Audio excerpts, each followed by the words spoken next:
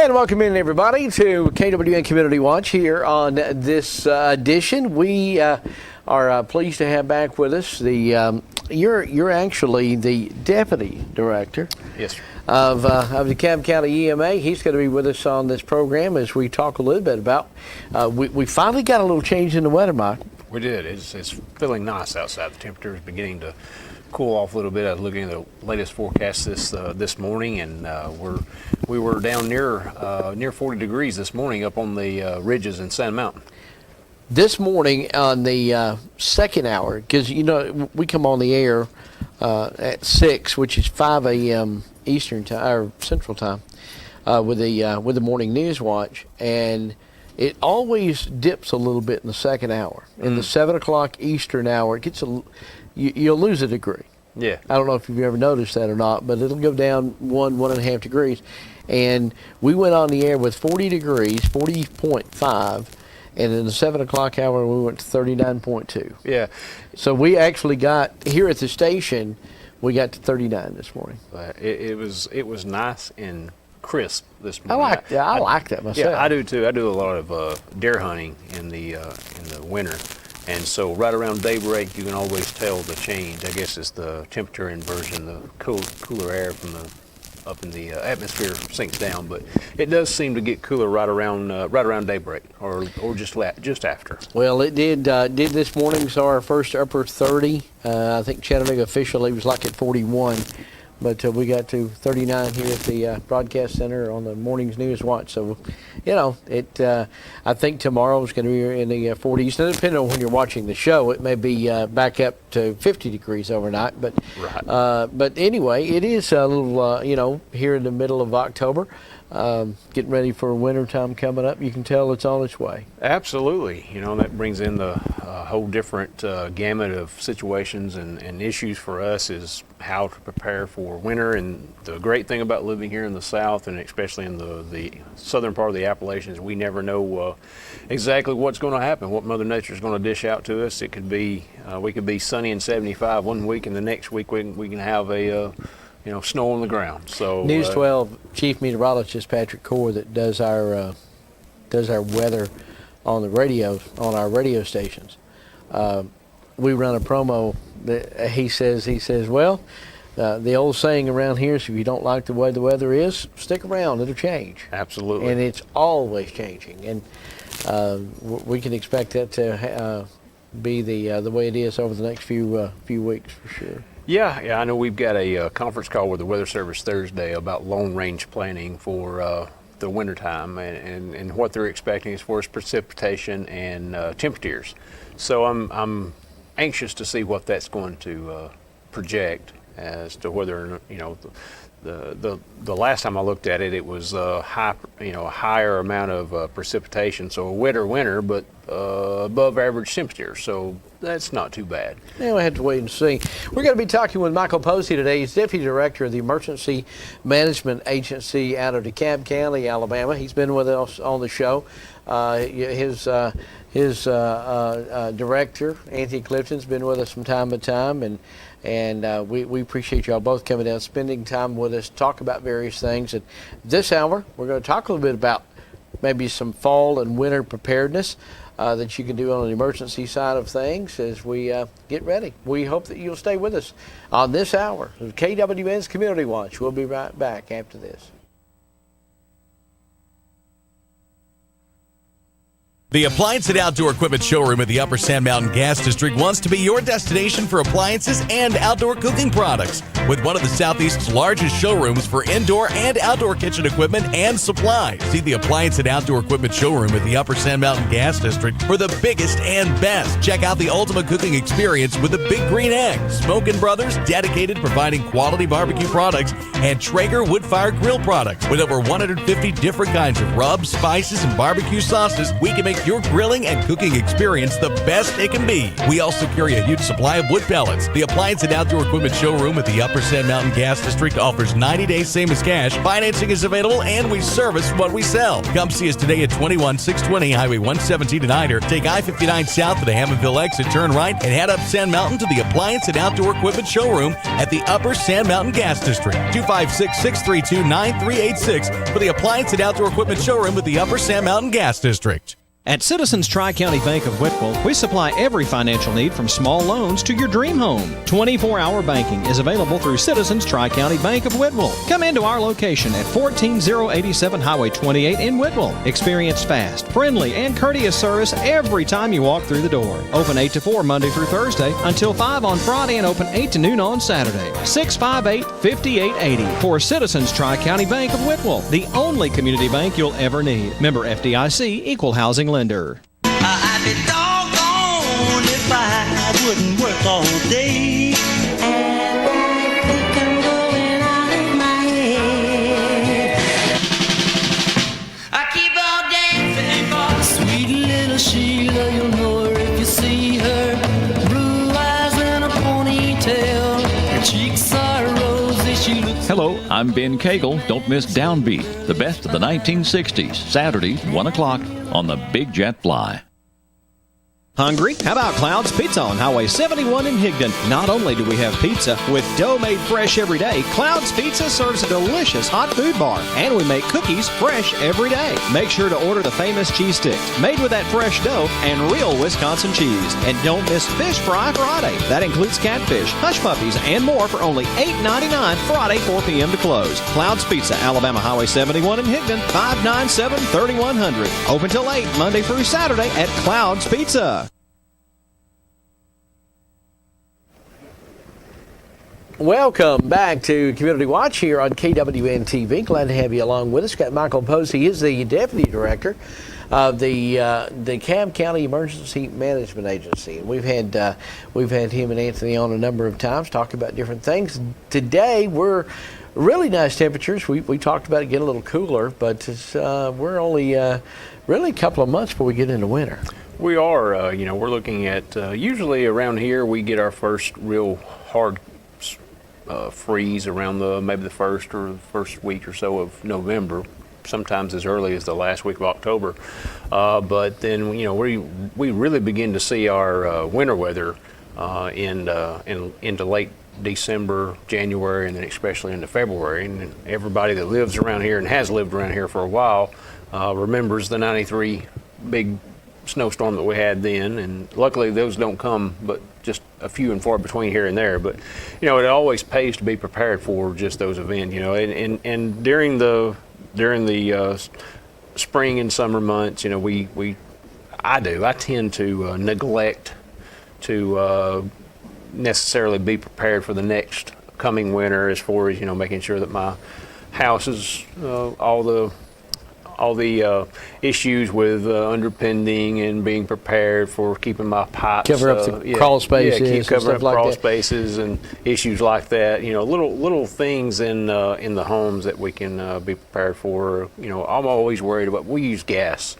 to heat our home, so I'm always worried about carbon monoxide poisoning. So try to give the heaters a once over, make sure that they're doing right and everything be prepared like that. You're talking about the blizzard that we ended up with in '93, and I was on duty on the ambulance, and if we worked 24-hour shifts, of course, and that previous day it was 70 degrees. Yes, it and was. It was really, really nice, and then we ended up having to work several hours straight after that because nobody could get in to give us a break. And I know here locally in Dade County, I was stationed here in Dade, and we didn't have a call for I want to say somewhere like 36 or 40 hours before we actually had our first call. And of course, it was an adventure over the next few days of getting folks to the hospital, and it was I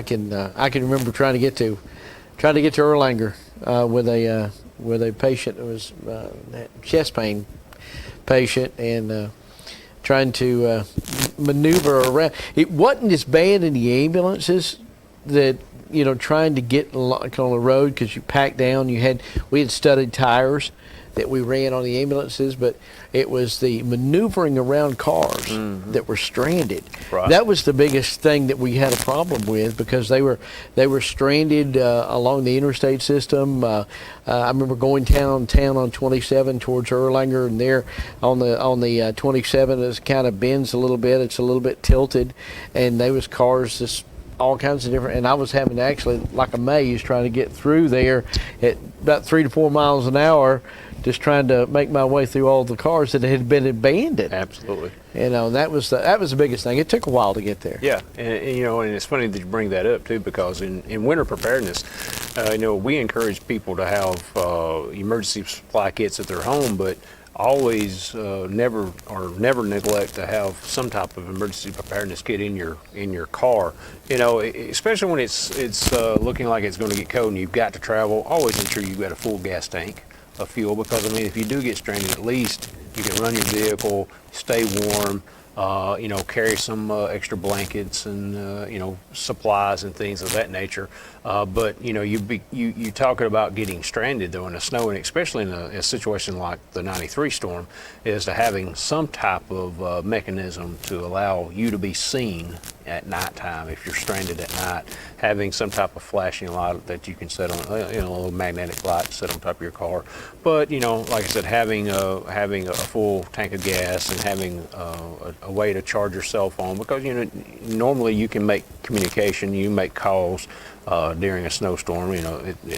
Sometimes we see in ice storms, we will lose some forms of communications, but having blankets and some snacks and something to keep the kids warm, especially if you're transporting small children during these times. But basically, we always encourage people, if the roads, we don't technically close roads, and the reason we don't technically close roads, and many people don't understand this, is that we take and if you close a road, you have to close both sides of it and every road that connects to it. So that's a huge logistical strain on the system, and usually we don't have those type of resources to close, say a stretch of 5 miles of a county road that has 10 or 12 interconnects in that 5 miles. Let's. They're asking us to take another break here. I think we may have switched microphones with you. But one of the things that you brought up just in that conversation, you probably didn't realize it. You was talking about leading in '93, and then you said later on you need to be prepared to be able to charge your cell phone. We didn't have to worry about that in '93. Yeah, we didn't. We didn't have cell phones. We didn't have much. really. I mean, there was a few cell phones. There was a few. I think at that point we did have a cell phone that was in the ambulance. Mm-hmm. But it's just like the only place you better call is the hospital on it. Yeah. It was well restricted back then. So the likelihood of you having to charge your personal phone in '93 would have been very, very that's right, very, very slim. But anyway, we're going to take a break, and when we come back, we'll continue our conversation a little bit about what we can be prepared for coming up. Winter is just around the corner. Stay with us as you're watching the Community Watch here on KWN TV. Georgia Northwestern Technical College is now accepting applications for classes. We offer programs in business, health, industrial, and public service at 6 campus locations with financial aid options as well. Take day, evening, or online classes to get your degree, diploma, or certificate. Apply now. Drop by one of our campuses today or check us out at gntc.edu. Georgia Northwestern Technical College. Get focused. Get hired.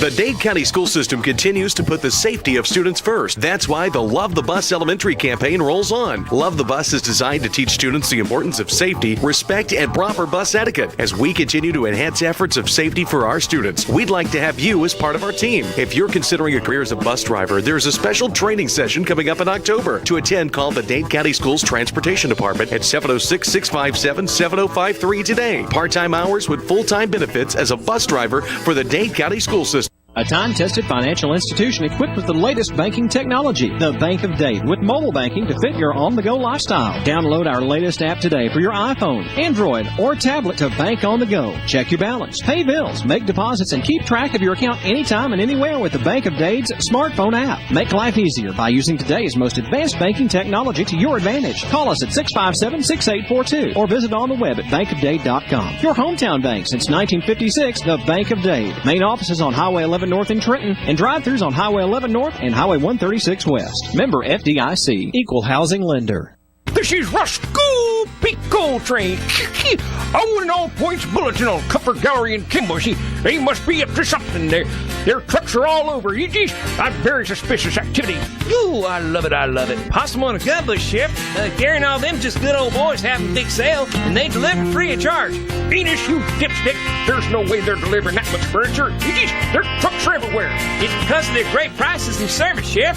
They have cat napper recliners for $269, new queen mattress sets $299, king-size mattress sets $399, memory foam pillows $19.99, queen-size chairs, sleigh beds $299, lift chairs and adjustable beds also on sale. Enos, will you hush? I heard all that. I love it, I love it. Check out Comfort Gallery Mattress. And they're having a big sale. They offer free delivery and setup. 6 months, same as cash. Ooh, free 1 year layaway and even a no credit check payment plan. I love it, I love it. They're open 7 days a week and accept most major credit cards. Ooh.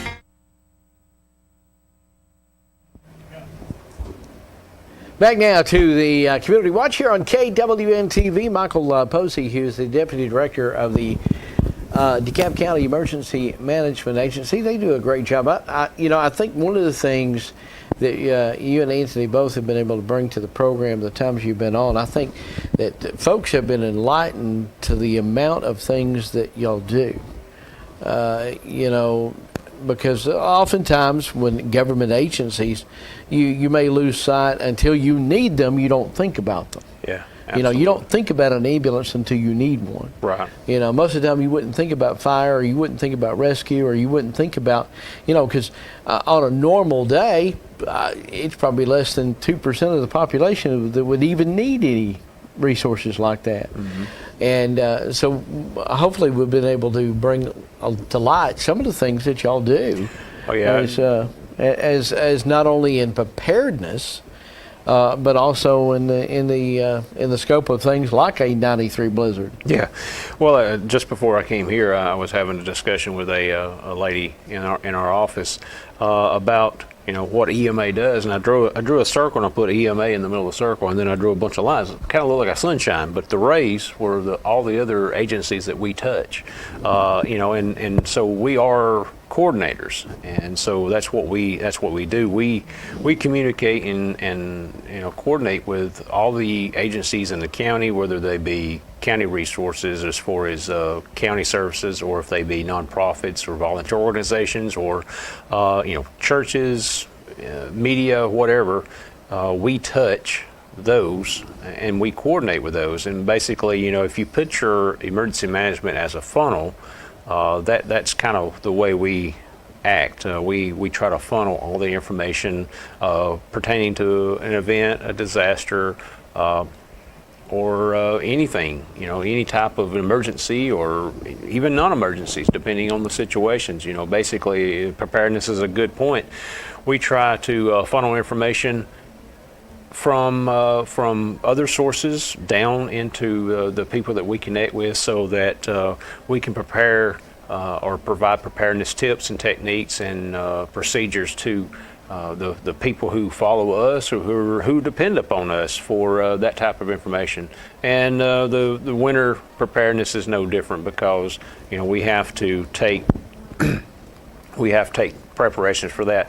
Even though many times we can see winter events coming, it's not necessarily like a tornado or a severe thunderstorm. That's much more difficult to predict. I would think in most cases, don't we?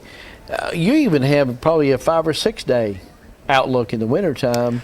It's not, you can't say, okay, it's going to start at 2:30 in the afternoon, but usually on at least a 5-day approach, you're going to know if there's going to be cold weather in place, and you're going to know if there's moisture coming. Yeah.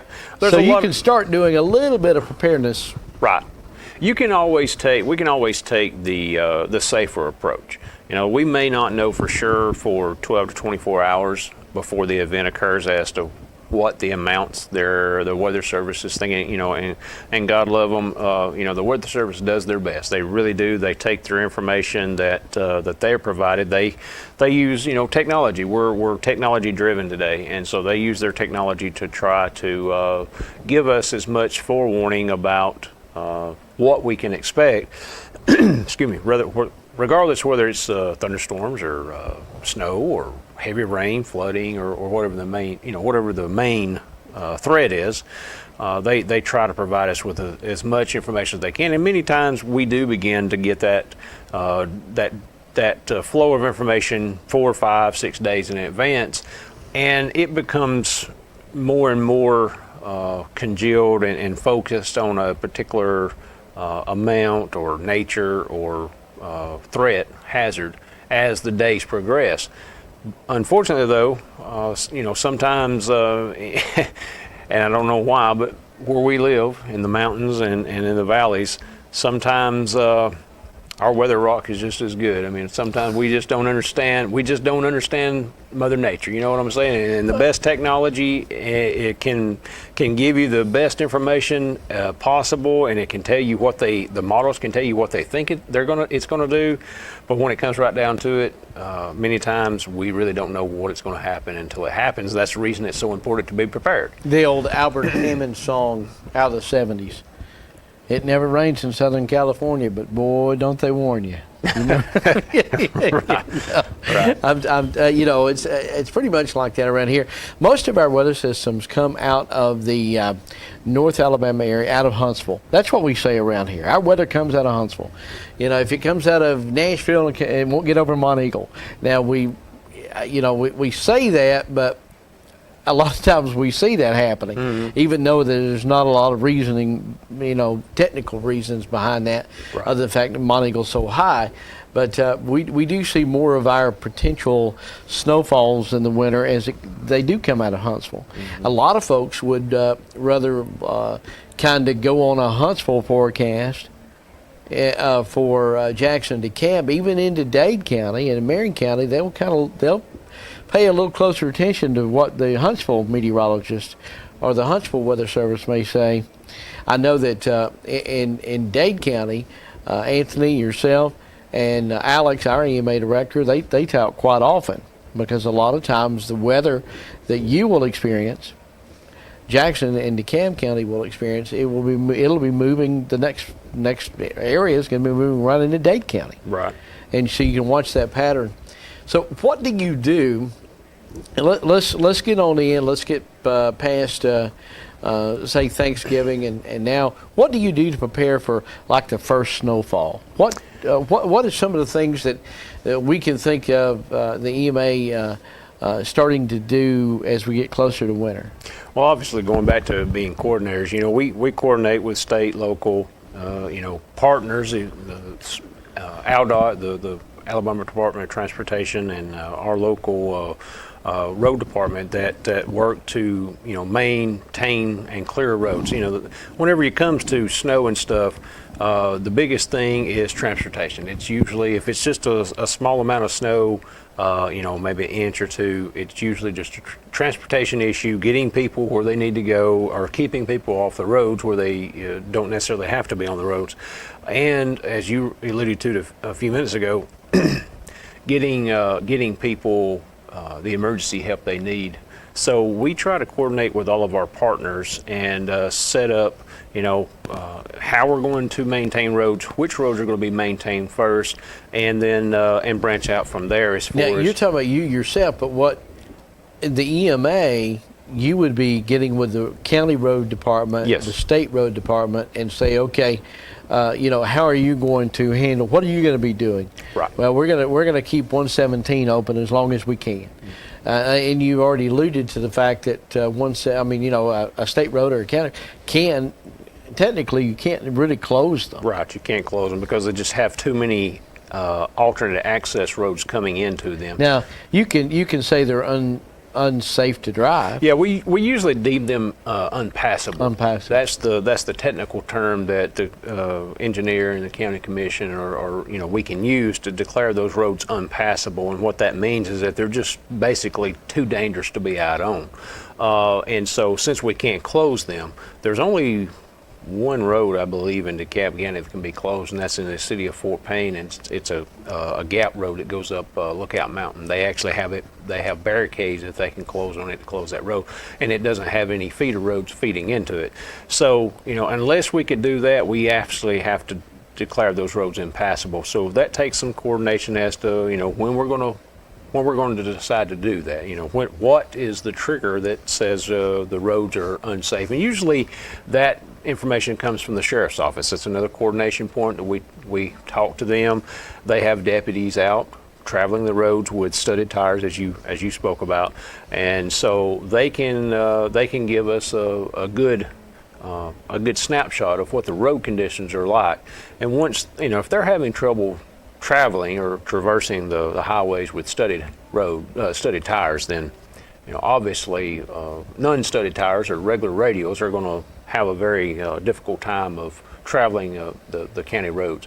So, we were talking about earlier about going and talking to Alabama Department of Transportation and the County Road Department and everything. They do a lot of pre-planning as well. Like they'll put down solutions on the road, especially the state routes. Put down solutions on the road, and and then our County Road Department after the fact, they can put down slate or gravel or sand or something like that to help try to increase the traction on the road, or to get rid of the problem, grade it off, whatever the case may be. I know that, and I'm assuming it would be the same thing for the state road department in Alabama, because I know it is in Georgia, because we do have I-59, and they're required to take care of the interstate system first. Mm-hmm. It's kind of like it's a system. Okay, first we got to keep the interstate open, then we got to keep all the state roads open, and then we'll work on the county roads, and it goes down from there. The county can work on the county roads and then go down, and they're going to keep the main county roads open as much as they can, and then the secondary county roads, and they'll just work it like a triage type situation. But the state has to, by federal mandate, they're responsible keeping that interstate system open, because if you have all the county roads open in your interstate, you still can't get anywhere. Yeah, and typically with our county, I know in our county, I can't speak for everybody else. I know in our county though, the state highway department actually contracts our county department out to clear some of the state roads. And so typically what we do is we clear. We'll start with the interstate, branch out to one of the main, usually Highway 35. Which is the main feeder road, and then we'll branch out to the other state highways then, and then out to the counties, because we try to focus on the main thoroughways that everyone uses, and so obviously to try to clear every county road would be almost impossible. I know there's some residents out there. Well, they never get to mine. Right, they never get to mine either. So don't feel bad. So, right, and it is difficult. I mean, look, how many miles of road do you have in DeKalb? Yeah, there's hundreds. I think I want to say 800 and some odd miles. I mean, it's almost, and it may be more than that. And you can imagine with and I don't know how many road crews that you have, how many trucks are going to be out at a particular storm, and I imagine that would be dictated of how bad the storm's going to be. But you can just imagine, you could never, with a 3 or 4 truck crew with salt and graders and stuff, you can't drive 800 miles of road, much less try to clean them off as you go. Yeah, it's difficult to drive those and traverse those with it under normal blue sky conditions, much less whenever there's snow and ice on them. So as these situations come up this winter, just keep that in mind, that there is the old cliche, there's a method in the madness, but there is a method on how you take a look and do certain roads at a certain time, and sometimes you have to go back, you get the interstate open, and it's snowing so bad that time you go from one end of 59 to the south end into DeKalb County, time to start over again. Yeah. You know, all you can do is just try to maintain the interstate. And that's when we try to make sure that we're pushing out information about, look, it's really bad outside. The road conditions are treacherous. We've deemed them impassable because, the snow is, or the ice, whatever the case may be. Worst case scenario, we get ice and then snow. So we try to, one of our things is trying to push out that information to the public. We push it out. We can't guarantee that they'll take it, but we know and we understand that citizens have to go. They have to go to work, or they have to go to the hospital, whatever. But we try to push out enough information that they can gauge it whether or not it's really safe enough to travel. And I think one of the biggest things, if you have an emergency situation, is to understand the fact that if you may want to try to go yourself, but really, if you got an emergency, like you say, get to the hospital or whatever, if you got an emergency situation, the best thing to do is let somebody else take you, because they are more likely trained. They have the proper vehicles to be able to, with the studded tires or the chains, or they have a way to get you there definitely more in a safer manner. Safer. It may take a little bit longer to get there, but obviously it's safer for the person, the patient, or whatever, to dial 911 and request whatever it is they're needing. Obviously, like I said, they run chains on their vehicles and on their wheels and tires. So I mean, obviously, like I said, it may take a little bit longer because it does put a strain on resources, being that it's a situation like that. But I mean, it might not be an ambulance. We'll send what we can send to you. It may be a Humvee. It may be it may be a 4-wheel drive pickup.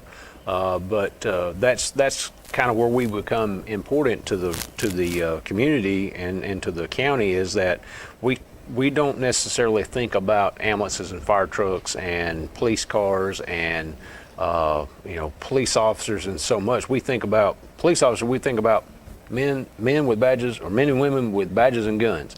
With ambulances and fire trucks, we think about something to haul somebody in to get them to where they need to go, or something that can bring water to a fire, or but there are really a whole lot more different things that you can do during an emergency situation. And one of the things that here it is, and it's a good time to talk about it. We don't have any weather. If you're watching, depending on when you're watching this show, we're taping it, airing it this week. We're in the middle of October, right? But we could pull this segment out and play it 3 days before a potential snow event, and it'll still be relevant. And we may do that, at some point in time. So, depending on when you're watching this particular show, you don't want to become another problem. Yeah, even if you're trying to get to work and there's folks that are stranded already, you don't want to become yet another person that's stranded.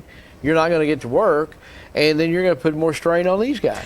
Absolutely, and we have began to work with our industry and businesses in the county. We have a pretty good connectivity with them.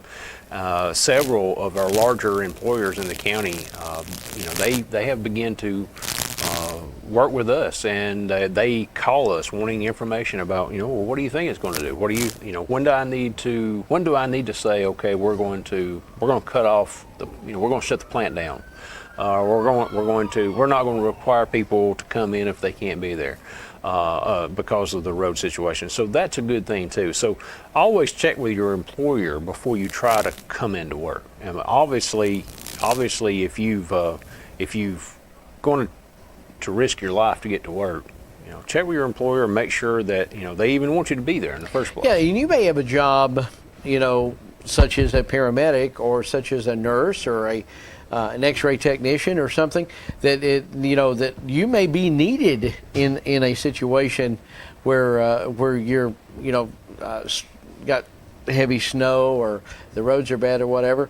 But that's another thing that you can do is to coordinate, get somebody to go get them. Yes, absolutely. And bring them to work. And it's there again, you may be in a Humvee or you may be in a vehicle that's going to be better to to transport somebody like that in than your own personal car. Yeah, like I said, it may take a little while to get there, and it may not be exactly what you expected when it arrives, but it'll be something that can do the job, that'll get you safe, get you to where you got to go safe.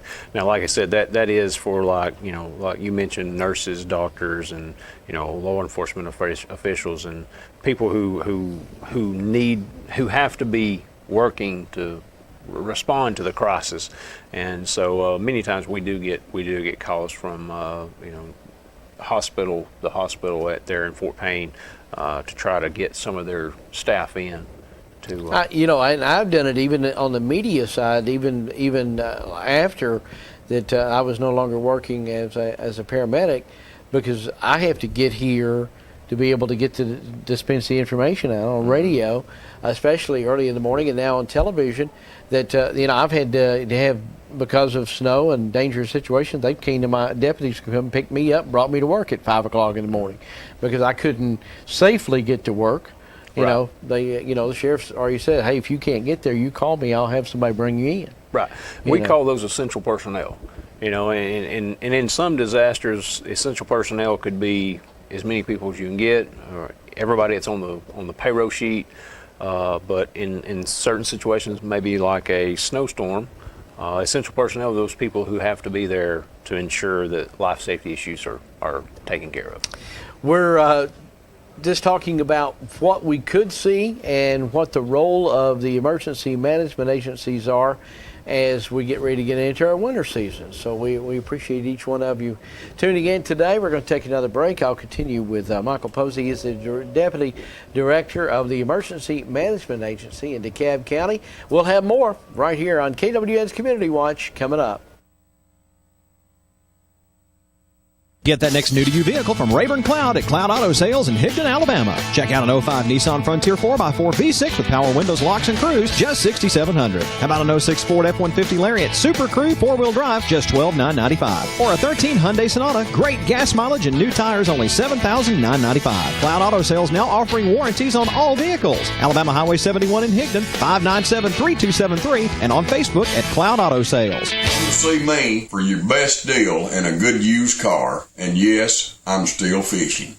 Glass Farm Nursery on Highway 11 south of Trenton is now open for a limited time with what you need for the fall season. Now in their 46th year. Shop and compare. 8-inch mums just $4.99. Large mums $17.99 right now. Plus, fresh fall pansies are on site and our fruit trees are half price. Get to Glass Farm Nursery for the absolute best selection. Open Monday through Friday 8 to 5, Saturday 8 to 2. Glass Farm Nursery, 4.5 miles south of Trenton on US Highway 11. For 46 years, Glass Farm Nursery.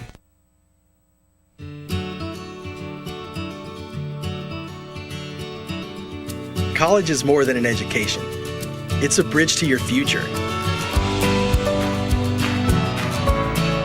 Plan your future. Envision your future. Begin your future at Northeast Alabama Community College.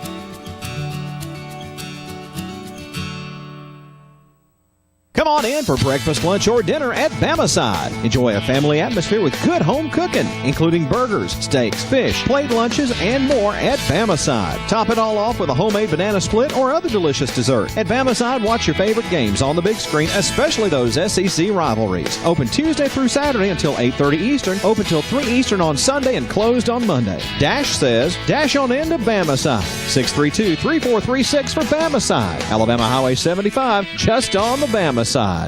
Smith Ace Hardware in Whitwell has been serving the Valley's needs for generations with the best brands for all your plans. Paint from Clark and Kensington, grills from Weber and Traeger, a full line of Yeti products, and blowers and chainsaws from Steel. Serving the Whitwell area, Smith Ace Hardware, 146 Highway 283 in Whitwell. Open Monday through Saturday 8 to 6 and Sunday 10 to 4. 423-658-5073. 423-658-5073. Smith Ace Hardware in Whitwell. Ace is the place with the helpful hardware, folks.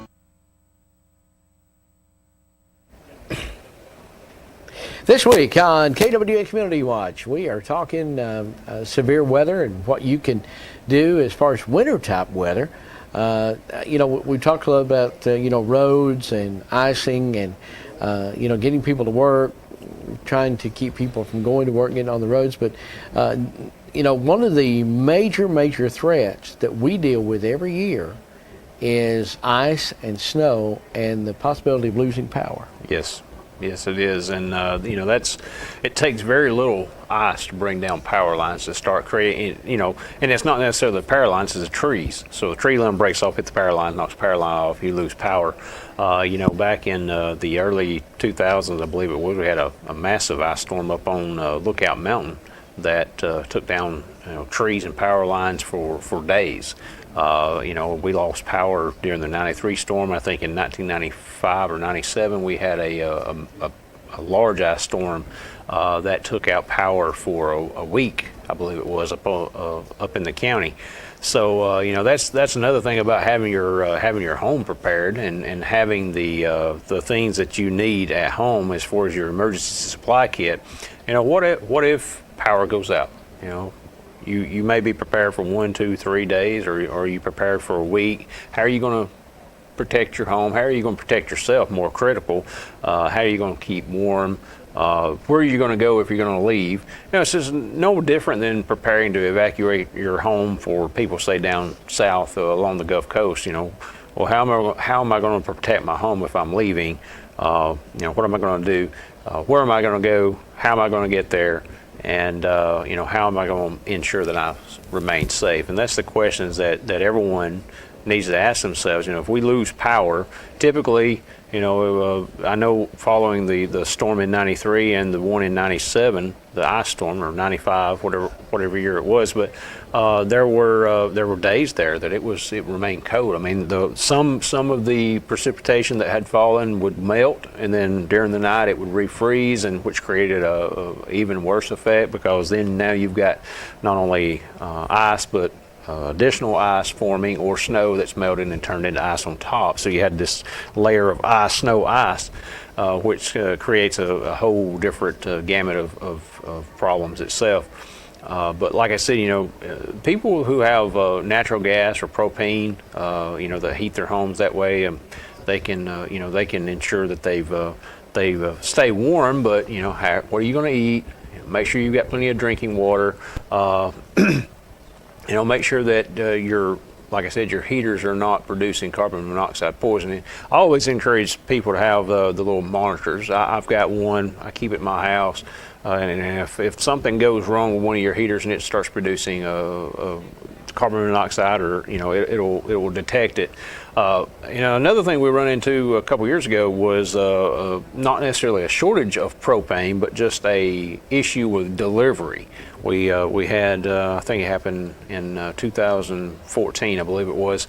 We had a rolling, I guess I'm going to call them rolling blackouts of a propane shortage, because the feeder line that feeds our area was damaged up north, so they had to close it off to repair it, and so it required transportation units or trucks to bring propane down to our area. So that created a rolling effect itself. So ensuring that if we're seeing that we're going to have some type of winter weather event, if you have propane, especially if you have a tank at your home, call your supplier, come fill my tank up. Make sure you do it, a week in advance, because as that happens, as we begin to see that there's an issue with weather coming, especially snow, everybody that has propane starts calling their supplier and, asking, requesting for that fill up. So their logs begin to back up, and it takes them longer to get around their routes. Being in emergency services over the years, I've heard firefighters say an alternative heat source in your home: do not open your oven and try to heat your. No. I mean, you're exposing your home to open heat that's that'll burn you, that'll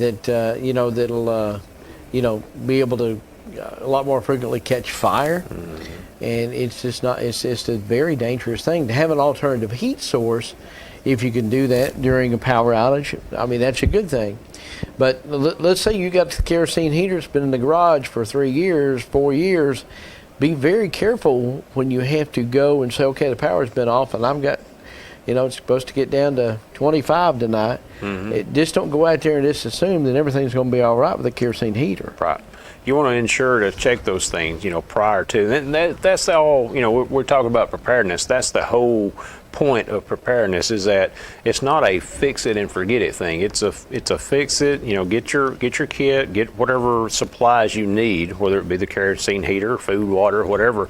But those things have to be monitored. So, during that spring and summer that I was talking about, where we sometimes get lax and we forget to check the stuff that we're going to need 6-8 months down the road, we've got to try to have a timeline, mental or written, some way or another, to remember to go back, and check that stuff. And ensure that when you do fire up the kerosene heater, that it's not going to produce those harmful chemicals, because that's the last thing we want, is to have somebody trying to protect themselves from the code and wind up hurting or killing themselves with noxious fumes.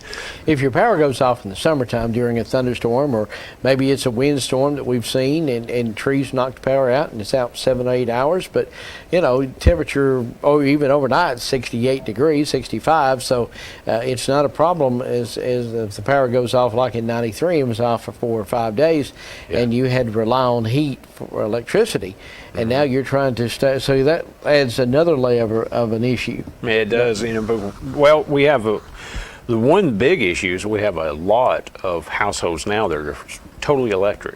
So they have an electric furnace, they have electric cooking ware, they have microwaves, and they have no backup source of heat. And so that creates an issue in itself, in that if we see that that's coming, then the best thing you can do is either arrange to go somewhere where they have a second source of heat, or you've got to have a second source of heat backup redundancy. And so, but yeah, that's all part of that preparedness, is understanding and knowing. You got to know your threats and you got to know your hazards before you can actually plan for them. That's Anthony and I were talking about this the other day. Is that you got to start. Your starting point is finding out what am I at risk at, and for around here, we're at risk for snow and ice and of course, tornadoes and high winds and things of that nature. But to play into what we're discussing is, we're at risk for snow and ice during the winter, and it could be, it could be as little as 1/10 of an inch or as much as 3 feet. Depending on what we get, and unfortunately, many times we don't know what that's going to be until it happens. But the point is to try to always be prepared. Always have have a backup, and then a backup to the backup, so that you always you're kind of taking yourself off the system, and we have a program that will help you do that too if you're interested. DeKalb County has a CERT program. It's Community Emergency Response Team. Now, what that means is what that prepares you for. It prepares you to help yourself first, help your neighbors next, and then help your community following that. Now, in many situations, we look at it as that if you take the course and you've got that information that you can use to prepare your home, that's one less home that's on the system that we have to worry about, because they are prepared, they're ready, they have backup, redundant sources of maintaining their home, and then so you look at it as dropping a pebble in the water. You've got the single circle. After the pebble hits the water is that home, the family. And the next one is the neighbors. The next one is community, and so forth. So we want to encourage people and to get prepared. And if you need help getting prepared, we can help you with some training. We have a really good CERT program manager who is very very active. He's interested in doing this and pushing out to communities. And it doesn't take but about 10 this people. Might be something, that you may want to think about. Maybe at your church. Get in touch with these guys, and they could come out and put together this seminar, and your church community that often comes together in times of need anyway could already have this training. Absolutely. And I'm sure it's free. It is. That would be something that you could do for your community, and you could have a little bit of a heads up, a leg up, if you will. If we had this, you could put that plan in action with your church family and your community family and help the entire community. So that may be something you're sitting at home. You're thinking, well, what can I do? I'm just I'm myself, or just husband and wife or whatever. Maybe your church family, get these guys to come out and do it as do a whole seminar on it. Right, absolutely. And it only takes it's a 20-hour course. We can break that down into whatever fits their schedule, whether it be 2 10-hour days or if it be 2 hours for 10 days. Whatever the case may be, we can break it down, and as long as we can work with their schedule, that's the biggest issue. And like you said, there's no cost to it. We bring the materials that you need to have and take home and study and then bring back. But it's a good course. And another thing, kind of tying right along with being prepared, is that the county has a warning system. Everybody knows about the sirens that are out in the communities, if you've got one in your community. But we have a warning system called Alert DeKalb. Yeah, and I want to make sure we tell that before we go. We got another break coming up, so yeah, let's run to that, because I think it's one of the best things that you can do is to be informed, and we're going to tell you all about it if you don't know already. Absolutely. Michael Posey, the Deputy Director for the DeKalb County Emergency Management Agency. It's been a good program so far. We're going to take another break, and we'll be right back after this. The Raceway in Whitwell is always on your way, taking convenience to a new level, 4 a.m. until midnight, 7 days a week. Go by for gas on the go and meet your friends for breakfast, lunch, and dinner. The Raceway has been voted the best place for biscuits and chicken in the Valley. You'll also find subs, pizza, buffalo wings, and more. The Raceway, Highway 28 in Whitwell. It's on your way. Come see us at Raceway. Attention outdoor cooking fans. The Appliance and Outdoor Equipment Showroom at the Upper Sand Mountain Gas District is a gold dealer of Big Green Egg products. The Big Green Egg is miles ahead of anything else. State-of-the-art ceramics, a wide range of easily adjusted cooking temperatures, a stainless steel cooking grid, and a permanent porcelain glaze to preserve that signature green color. It's a grill, it's an oven, it's even a smoker. The most versatile cooking device ever. Truly the ultimate cooking experience.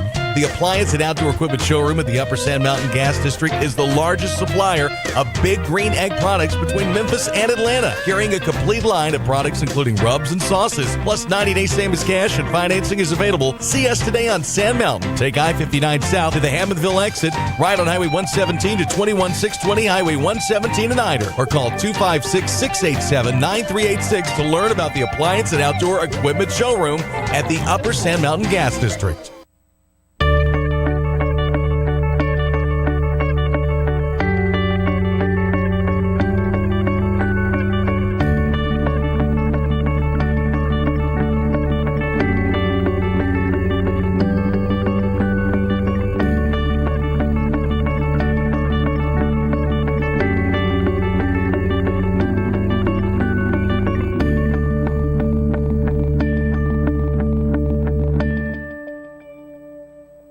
Come enjoy pizza for lunch or dinner in a family-friendly atmosphere at Stevie B's Pizza in Fort Payne. Enjoy the buffet and salad bar anytime, or have a specialty pizza made to order. At Stevie B's, take advantage of Two-Stamp Tuesday for adult and senior buffets, and Thirsty Thursdays when drinks are free after 4 p.m. Take out any medium pizza weekdays between 2 and 5 for just $4.49. And on the weekends, take out any 2 large pizzas, just $14.99. Book your parties now by calling Stevie B's at 256-979-1234. Stevie B's Pizza, 2200 Galt Avenue North, Fort Payne.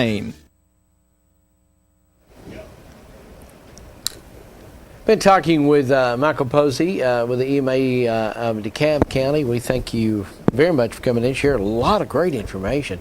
But as we wind up the program, I think technology has brought us so far in getting the information out, letting folks know what's going on with your Alert DeKalb and on your Facebook and your Twitter accounts and things like that.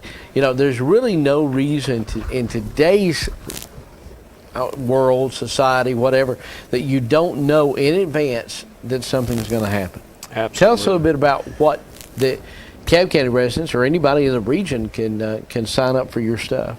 Yeah, DeKalb County residents have access to a system that's called Alert DeKalb. You can go to our Facebook page. All you have to do if you're a Facebook user, you can just simply search DeKalb County Emergency Management Agency, and it should pop up with our page. On that page, there's a link to the Alert DeKalb. Matter of fact, it's our picture. It says Alert DeKalb on the picture. Click on the picture, and then there's a link that'll take you straight to the sign-up page.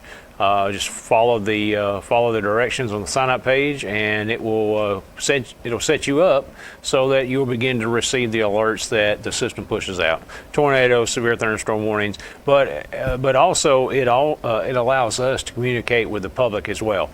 We can push that information to you. Say your home is near some type of event going on, whether it be an accident that has hazardous chemicals in it, active shooter, or whatever the case may be. Whether it just be you've got a power outage or something of that nature. Whatever we need to use it for, we can use it for. We can push that information out to the public. Also, like I said, the Facebook page, we have a huge following. We have over 13,000 followers on our Facebook page, and so there's been times that we've seen our shares and our likes and things go up as much as 70,000, and during events. So we have trends, and I told Anthony I like trends, and this is why we have trends that sometimes they we'll see that as we begin to ramp up in our push-outs, that our followers and the information that they're sharing will also ramp up as well. So we're sharing it with our followers, they're sharing it with their followers, and it's kind of like a huge inverted triangle. So it begins small and winds up huge. And we're also on Twitter. So we have a huge social media presence in the state. I think we're first or second in the state. Wow, that's great. Want to give a plug out to my boss. I know he would like to have been here today. Unfortunately, he was unable to make it. So. We always enjoy Anthony coming, and you as well, and we look forward to Anthony getting back with us, and maybe next time. Yeah, maybe next time. We always enjoy you being there to watch the show each and every week as we take a look at various things here on the Community Watch with Michael Posey, the Deputy Director for the Emergency Management Agency. Maybe, and we hope the stuff that you've learned today by watching the show you'll never have to use. And we'll have a really nice winter and not have to worry about it coming up. Sunny and 72. That's right. Michael, we thank you, and we thank you for watching, and we invite you to back here next week, right here. KWA Community Watch.